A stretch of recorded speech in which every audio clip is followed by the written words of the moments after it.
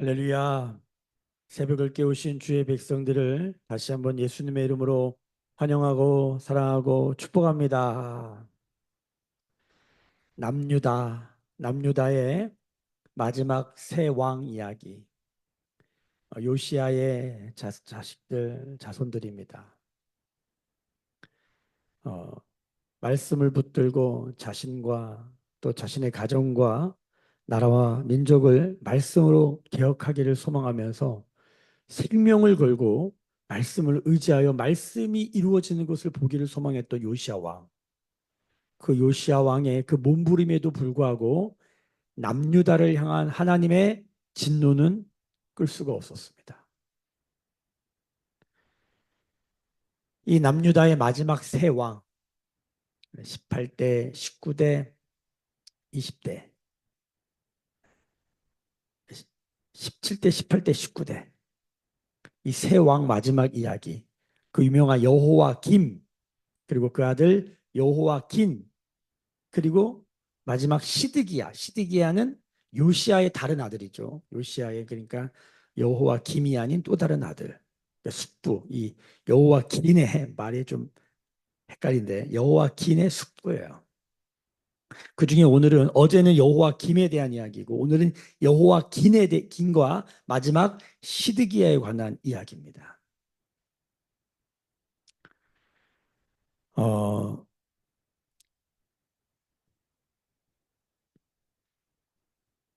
여호와 긴과 이 시드기야 왕에 대한 역사의 평가는 오늘 말씀의 구절을 보셔야 됩니다. 구절. 여호와긴이 그의 아버지의 모든 행위를 따라서 여호와께서 보시기에 악을 행하였더라. 자, 그 다음에 시드기야에 대한 평가는 19절이에요. 19절. 그가 여호와김의 모든 행위를 따라 여호와 보시기에 악을 행한지라. 여러분, 성을 쌓는 것은 엄청 에너지도 많이 들고 힘든데 성을 무너뜨리는 건 단번입니다. 저는 20살 때부터 새벽을 깨웠습니다. 그러니까 지금까지 하면 30년이 넘게 새벽을 깨운 거예요. 그러니까 30년 동안 새벽 기도를 하면 몸에 뱄니다. 아무리 누워 잠을 자도 4시 반이면, 4시면 눈이 딱 떠져요. 그러니까 몸에 밴 거죠. 여러분, 이렇게 새벽을 몸에 배도록 해도요, 요 새벽에 대한 라이프 스타일을 한 일주일 만에 무너뜨릴 수 있습니다. 경험해 봤거든요. 일주일만 만약에 새벽을 깨우지 않잖아요. 그러면은요, 그냥 다 무너집니다.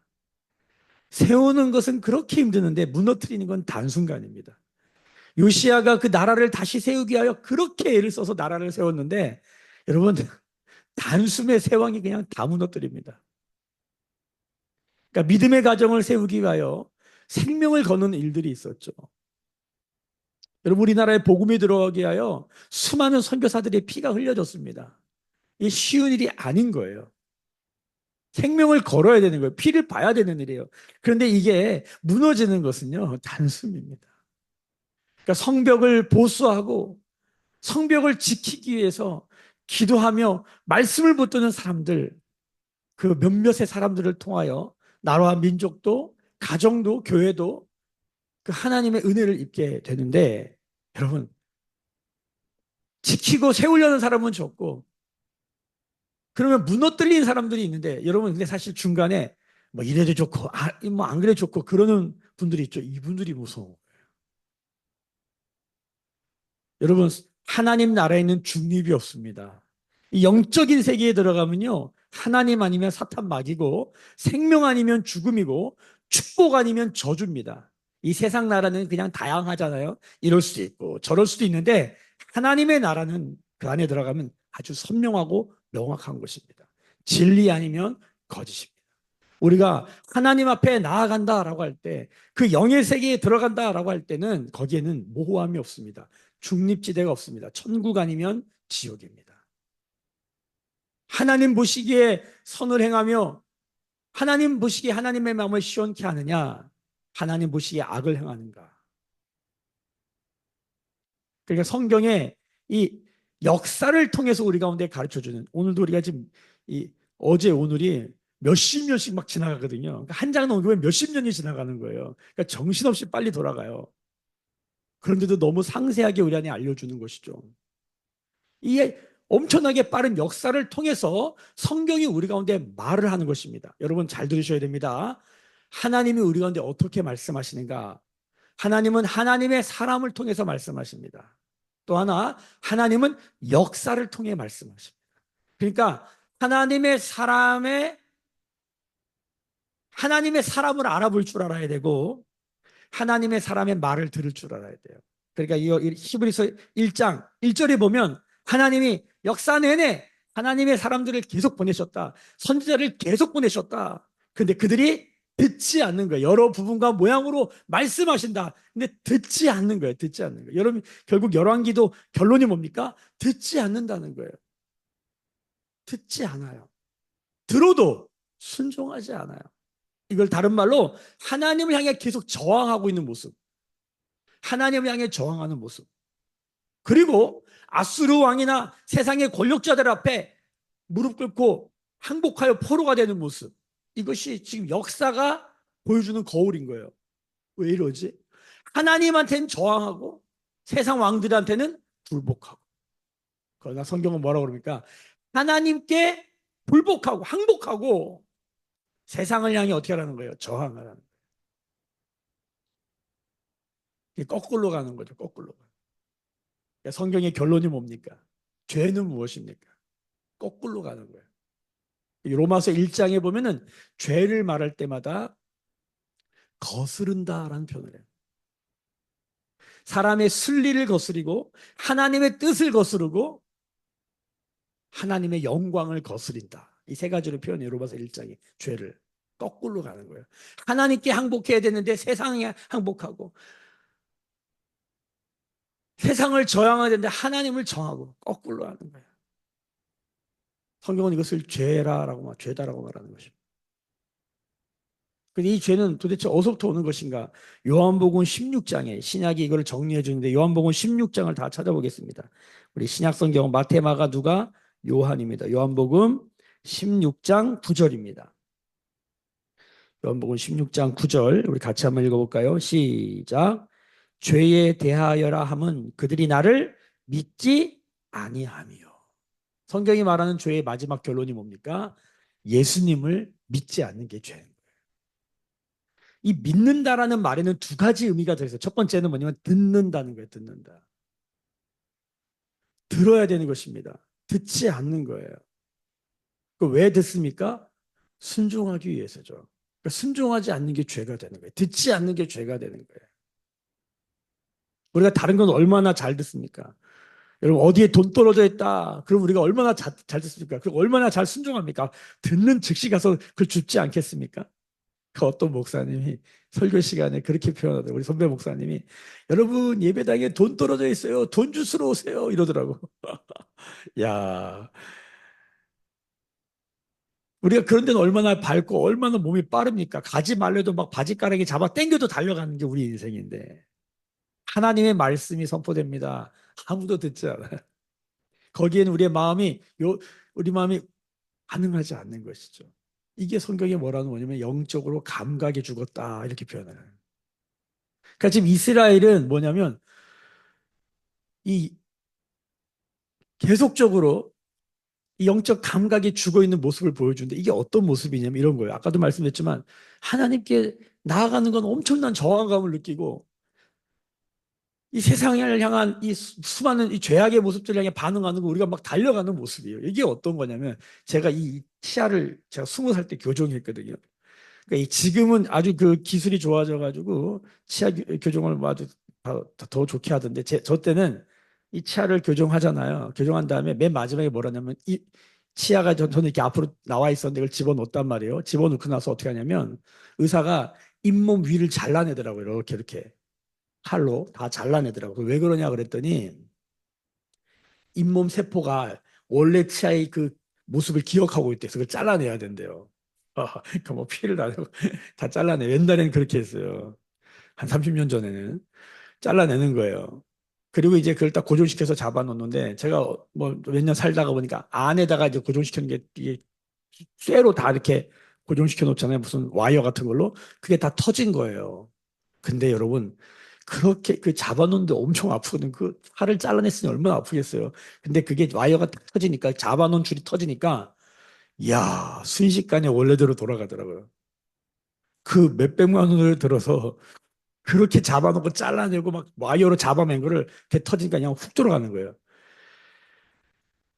우리가 이 죄로 회개하려는 마음, 죄로 회개하려는 마음은요, 여러분 노력하지 않으셔도 돼요. 그냥 가만히 냅두잖아요. 그냥 중립상태로 있잖아요. 그냥 확 갑니다. 거기다 돈 안 써도 돼요. 근데 문제는 뭐냐면 가만 냅둬도 가는 길에 돈을 쓰고 에너지를 쓰는 거예요. 글로 막 달려가는 거죠. 하나님께 나아가는 거는 엄청난 정황감을 받습니다. 이게 희한한 이 땅이 얼마나 오염됐는지, 더 나아가서 우리의 마음과 인간이 근원적인 죄인이라는 것을 반증하는 모습이에요. 새벽을 깨우기는 너무너무 어려워요. 새벽을 안 깨우기는 노력 하나도 안 해도 그냥 됩니다. 그런 것입니다. 이스라엘 역사를 통해서 우리가 이것을 기억해야 돼요. 무엇에 항복하고 무엇을 저항할 것인가? 힘을 어떻게 써야 할 것인가? 이 마지막 새 왕 이야기가 우리의 마음을 겸허하게 하고 때로는 아프게 하는 이유는 뭐냐면 이들이 지금 어디다가 힘을 쓰고 있냐는 거예요. 우리가 오늘 먼저 여호와긴을 보면 여러분 석 달밖에 왕이 안 됩니다. 근데 이 석 달도요, 이 다른 왕들에 비하면 엄청 짧은 거지만 사실 세 달도 적은 시간이 아닙니다. DTS라는 훈련이 있는데 DTS 훈련을 지금 우리 박건영 형제도 DTS에 들어갔는데 3개월 동안 뭘 하냐면 계속 듣습니다.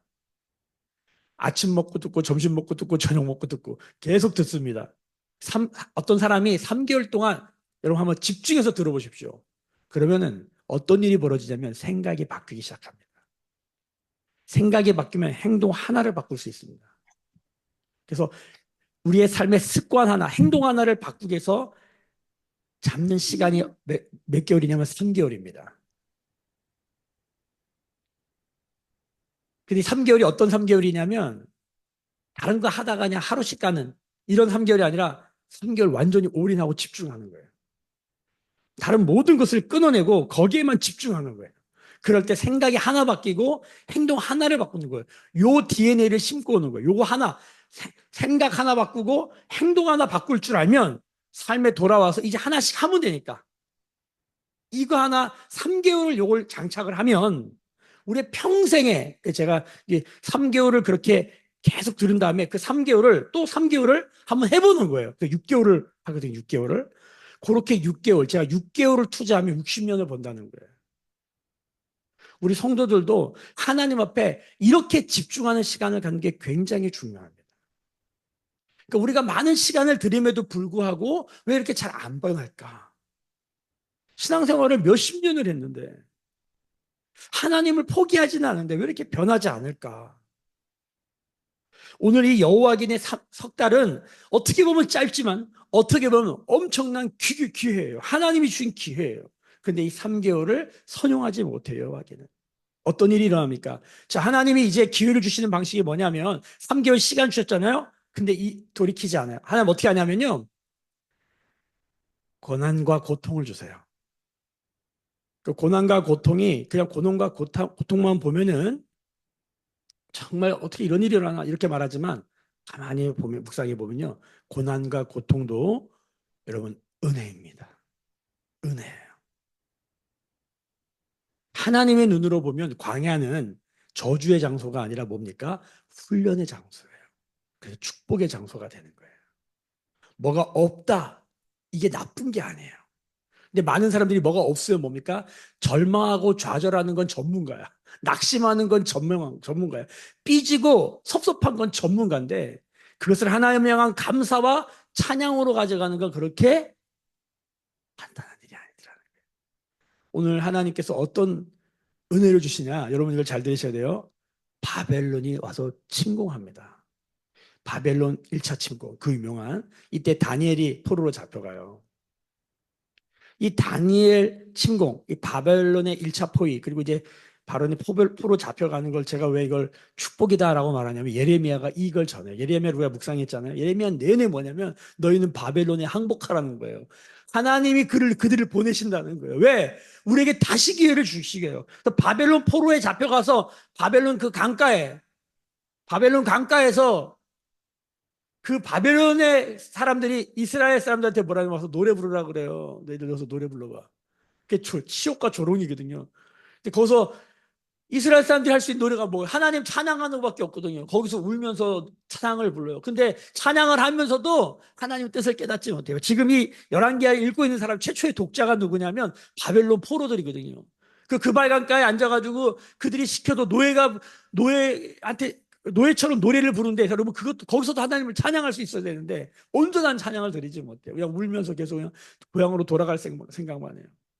그때마다 다니엘, 에스겔 이런 하나님의 사람들이 마지막까지 이 마지막 선지자가 예레미야지 않습니까? 이 시드기야 이야기를 예레미야가 많이 해요. 예레미야 읽어보면 예레미야 끝까지 얘기해. 끝까지 아수르가 아니다, 애굽이 아니다, 방백을 의지하지 마라, 여호와의 칼을 받아라. 여러분 때로는 우리가요 이게 분별이 돼야 돼요.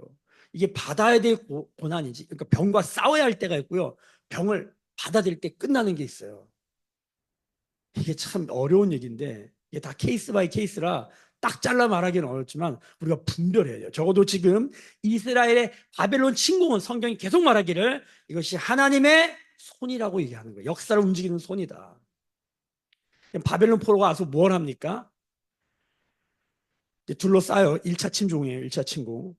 그게 여호와긴 때 일어나는데 무슨 일을 하냐 보면은 자 12절에 유다 왕 여호와긴이 그의 어머니와 신복들과 지도자들과 내실과 함께 바벨론 왕에게 나아가며 계속 저항하다가 이제 결국 나아가서 항복을 하는데 13절을 보세요. 그가 여호와의 성전의 모든 보물과 왕궁의 보물을 집어내고 또 이스라엘 왕의 솔로몬이 만든 것 곧 여호와의 성전의 금그릇을 다 파하겠으니 여기 솔로몬이 소환돼요. 그러니까 지금 솔로몬이 언제적 이야기입니까? 지금 200년 전 이야기를 끄집어내면서 솔로몬 때는 금이 막 들어올 때였어요. 근데 지금은 어떠고 있어요? 금이 다 빠져나가고 있어요.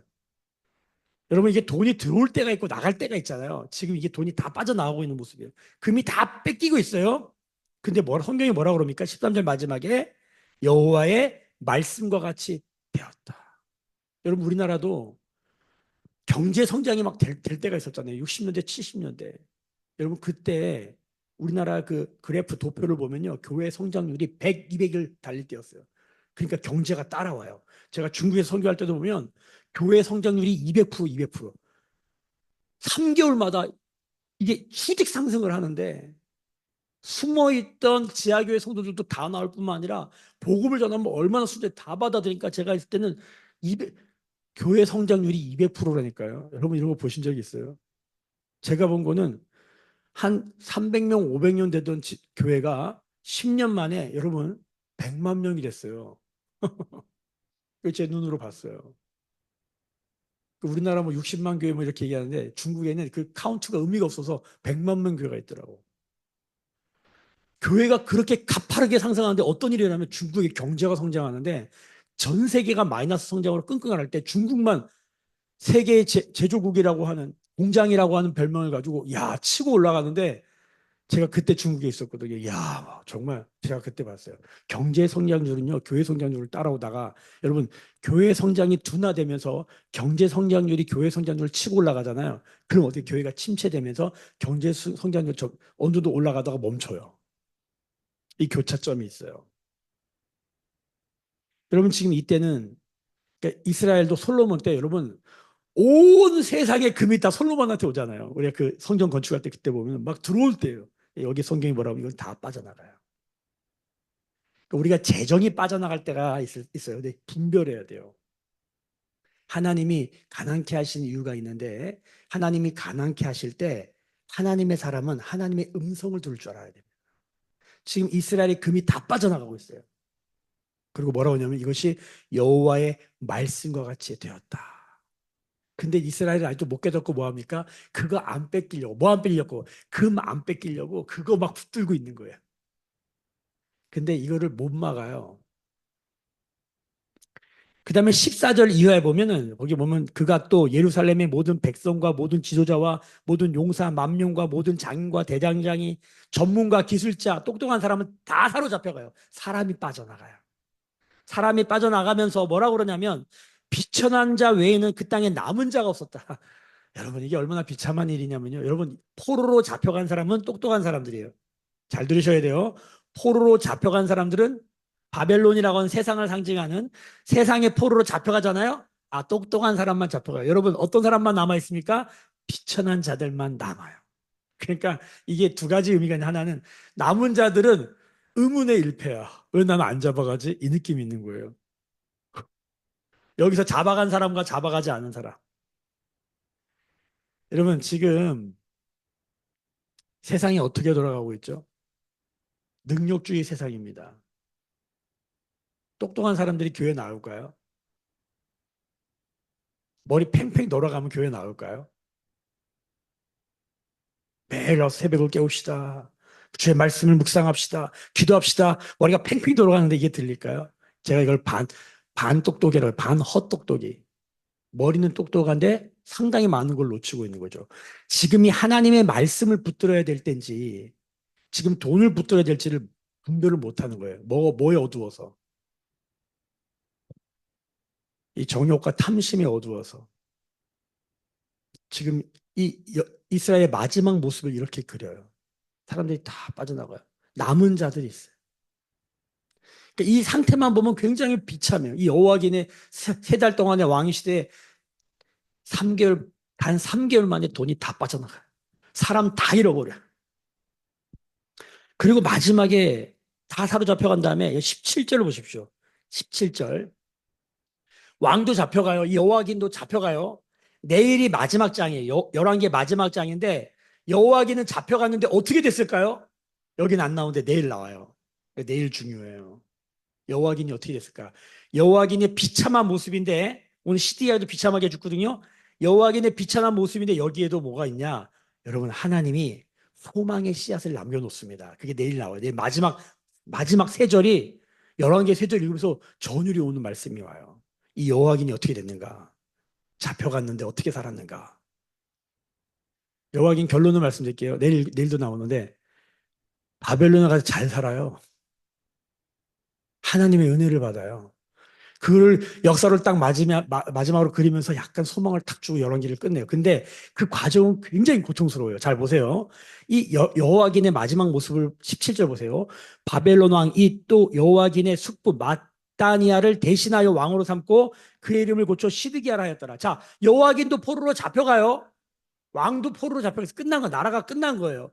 근데 다음 왕을 바벨론 왕이 세우는데, 그게 누구냐? 마따니아야, 마따니아. 마따니아가 이제 이 여호와긴의 숙부인데, 그러니까 여호슈샤의 다른 아들이에요.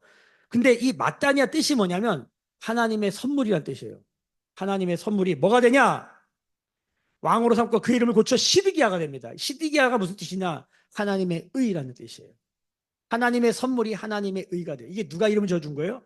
바벨론 왕이. 여러분, 이게 뭘까요? 이게 한쪽 면에서는 뭡니까? 조롱입니다. 야, 니네가 하나님의 선물이라고? 야, 하나님 어디 있어? 누가 너희를 지금 도와주고 너희를 살려줘 지금? 이게 조롱이에요, 조롱. 이름을 바꾸면서 비참해지는 거예요. 너 그럼 너를 하나님의 의라고 그래. 근데 시드기야를 세우는데, 시드기야 왕이 하나님의 의라는 이름을 가진 조롱받고 있는 왕인데, 어떤 모습입니까? 하나님의 의는 무슨 의예요? 하나님 어디 계셔요? 역사 안에. 지금 이방인들에게 터지고 있는데, 이스라엘 마지막 모습이에요. 근데 여기 보면 시드기야라는 이름에 예수님이 들어있는 거 아시죠? 하나님의 의. 비참한 모습이고 망하는 모습인데, 묘하게 여기다가 자꾸 역사가 뭘 메시지를 집어넣어요. 여러분, 이런 걸 볼 줄 아세요? 우리는 망했다, 안 된다, 돈 빠져나간다, 사람 빠져나간다, 한국교회 안 된다, 우리 가정 안 된다, 뭐 이런 얘기를 하는데, 거기 묘하게 하나님 말씀이 쓱 들어와 있어요. 여러분, 이걸 보셔야 됩니다. 자, 오늘 마지막에 18절부터 25장 7절까지는 시드기야에 대한 평가인데, 시드기야 평가 19절 읽었잖아요. 20절 보세요. 여호와께서 예루살렘과 유다를 진노하심이 그들을 그 앞에서 쫓아내실 때까지 이르렀더라. 지금 이게 왜 이런 일이 일어나요? 여호와의 진노하심이에요. 로마서 1장, 2장을 보면 여호와의 진노가 나오는데 이 진노가 어떻게 표현되냐면 여러분 그 에버랜드 같은 데 가면은 그 수영장 같은 데 가면 물이 계속 쏟아져요. 물이 양이 차면 그게 확 쏟아져서 한꺼번에 부어지거든요. 여호와의 진노하시면 딱 이 모습입니다. 계속 쌓입니다. 그러니까 우리는 아무 일도 안 일어나니까 괜찮은 줄 알아. 하나님의 진노는 쌓입니다. 때가 이르죠. 그 양이 차잖아요. 한 번에 쏟아집니다. 지금 바벨론 2차 침공, 1차 침공 때 이 여호와긴 잡혀가고 이때 다니엘이 잡혀가요. 바벨론 2차 침공 때 이때 그 유명한 에스겔이 잡혀가요. 자, 이 2차 침공 때 여러분 여기 25장 1절부터 2절, 3절까지를 보면 2절까지를 보면은 이게 몇 년 동안 정하냐면 2년을 저항을 해요. 야, 그 앞에서 봤는데도 못 깨달아. 그러니까 이게 사실 어떻게 보면 하나님의 두 번째 기회예요. 너희 이렇게 했는데도 모르겠니?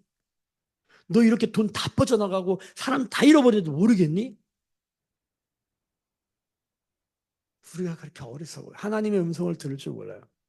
들어도 순종할 줄 몰라요. 거의 막바지에 와서 들어요. 막바지.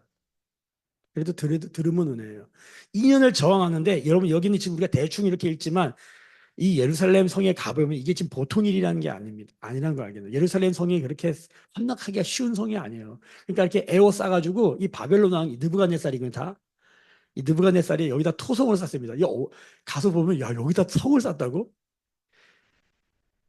이걸 어떻게 설명해야 될까? 시간이 없는데 토성을 싸가지고 에워싸잖아요. 어떤 일이 벌어집니까? 여러분 여기 말씀해 보면 3절에 그해 넷째 달 9일에 성중에 기근이 심하여 그 땅에 백성의 양식이 다 떨어졌다. 이걸 예레미야에 보면 어떤 일이 볼까요? 부모가 자식을 잡아먹어요. 이렇게 비참한 모습으로 그려요. 마지막에 어떻게 됩니까? 도망갑니다. 아라바로 도망갔다. 여리고에서 잡히잖아요. 이게 뭐냐면 모압과 암몬 쪽으로 도망간 거예요. 왜 저쪽으로 도망갔을까요? 야, 시디에가 그때까지도 깨닫지 못하고 도망을 가도 어디 일로 도망가. 모압과 암몬을 의지하러 도망가요.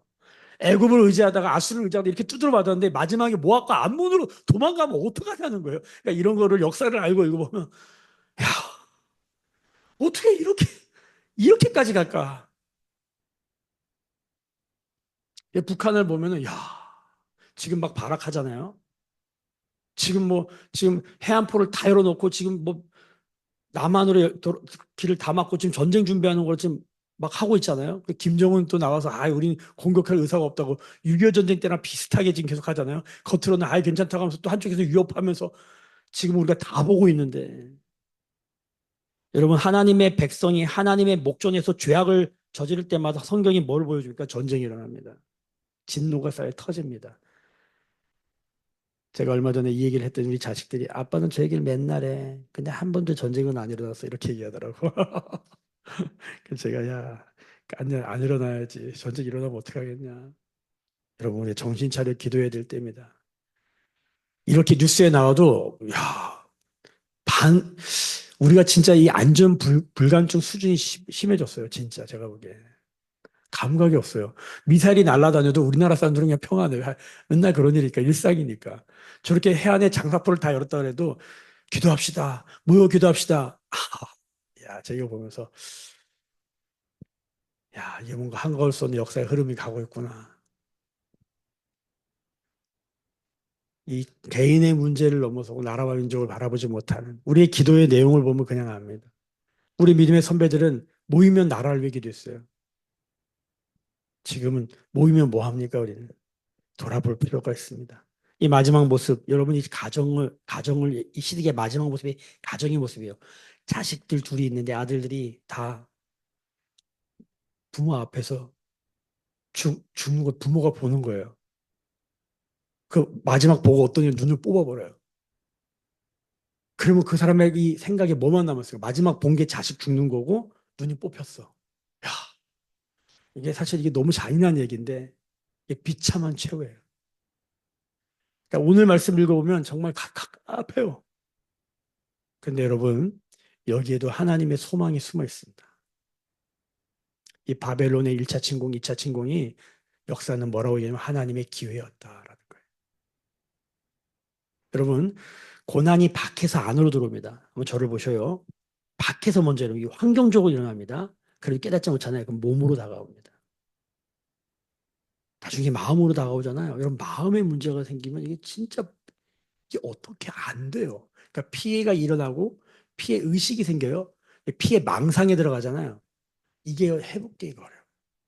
그러니까 영적인 것을 다룬다는 건요. 어느 정도의 일이 필요하냐면 예수님이 죽어요. 우리의 지금 인간의 상태를 망상 상태, 영적으로 너무 많이 망가진 거예요. 그래서 예수님이 죽어야 해결된 거예요. 그러니까 소망이 다른 걸로 해결이 안 돼요. 뭐만 길이에요? 예수를 믿는 길. 예수님을 믿어야만 해결되는 거예요. 그래서 이 땅에 예수님이 오신 거예요. 하나님이 이 땅에 와서 죽어야만 해결되는 인간의 상태. 여기서 시작하는 겁니다. 이 비참한 현실을 바라보면서 여전히 이걸 어떻게 다른 일로 해결할까? 다른 길이 없습니다, 여러분. 성경이 우리 안에 죄악의 바닥을 보여줄 때는 길은 딱 한 가지입니다. 이 죄의 소리를 건지실 분 예수 그리스도. 오늘 우리가 예수님의 이름을 부르고 기도할 때 억만 죄인이라도 주님은 우리를 용서하시고 우리를 능히 구원하실 수 있는 분임을 믿고 우리의 기도에 예수의 이름을 걸고 기도하는 그 믿음의 은혜가 있기를 예수님의 이름으로 축복합니다. 누구에게 항복할 것인가? 무엇을 저항할 것인가? 오늘 깊이 묵상하고 주 앞에 기도하는 은혜의 시간 되시기를 축복합니다. 오늘은 그 추수를 준비하는 우리 가정의 새벽 제단을 깨우는 첫날에 우리 정진선 집사님, 양조석 권사님, 우리 정윤희 자매가 함께 하고 있습니다. 우리 온라인에 계신 분들도 오늘 이 세 가족을 위해 기도하고 제가 오늘 세 가족의 기도 제목을 받아 또 감사 제목을 받아 함께 나눌 때에 온 교회가 우리 하루 종일 우리 가족과 이 가문을 위해서 기도하는 은혜의 시간 되기를 소망합니다. 기도하겠습니다. 지금은 우리 주 예수 그리스도의 은혜와 하나님 아버지의 크신 사랑하심과 성령의 가와 감동 충만케 하시며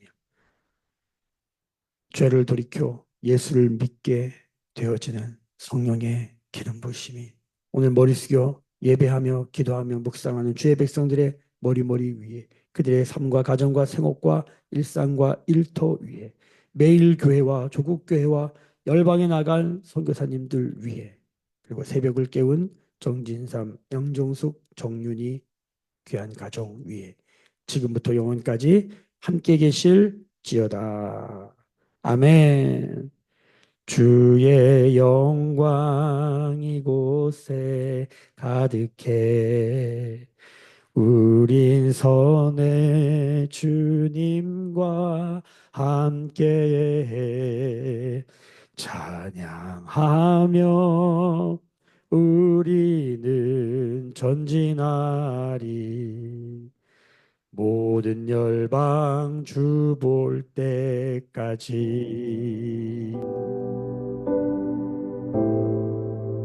오늘도 주신 말씀 붙들고 고난의 고통의 포로의 현장이지만 거기에도 하나님의 은혜가 있음을 믿고 예수를 믿고 구원받는 길 외에는 다른 길이 없음을 바라보면서 하나님 예수의 이름 붙들고 나아가는 귀한 가정 가운데 주여 하나님의 구원의 그 깊이를 경험하는 은혜가 있도록 복하여 주시옵소서. 같이 기도하십시다.